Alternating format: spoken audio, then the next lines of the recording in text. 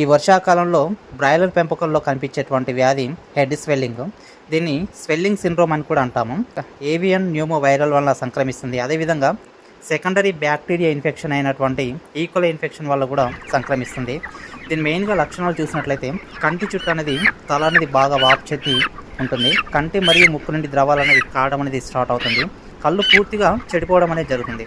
అదేవిధంగా దాన మరియు నీరు అనేది డే బై డే అనేది కంప్లీట్గా తగ్గిపోవడం అనేది జరుగుతుంది. ఈ హెడ్ స్వెల్లింగ్ ఉన్నటువంటి కోళ్ళను మనం చూసినట్లయితే కాళ్ళు పడిపోవడం, లేమ్నెస్ జరుగుతుంది.